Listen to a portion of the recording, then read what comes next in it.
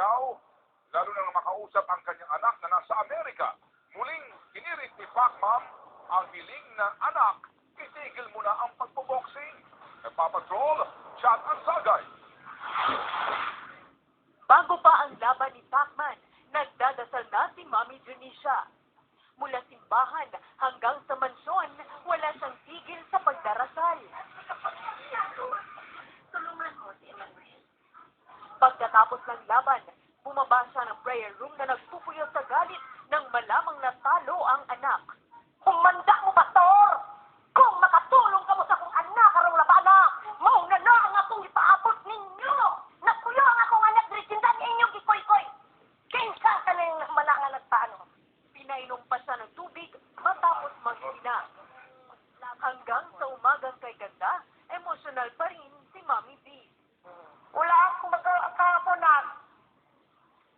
Kahit bago lang ako nakalabas sa hospital, pagkalanto, inalis na ninyo yung mga santo sa grotto na akong pinagdasalan palagi sa bahay.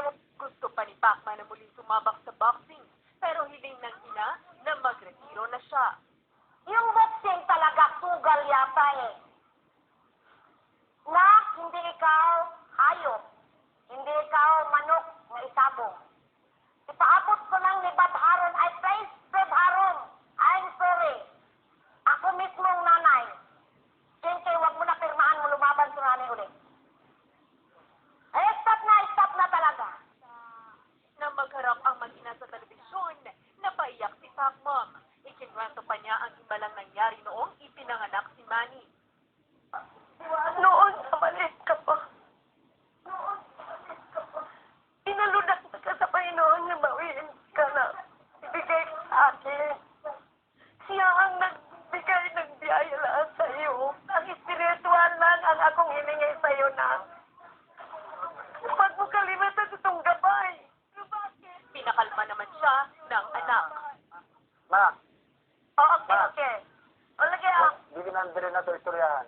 dami nagtanong sa akin bakit wala nang sabi daw kayo.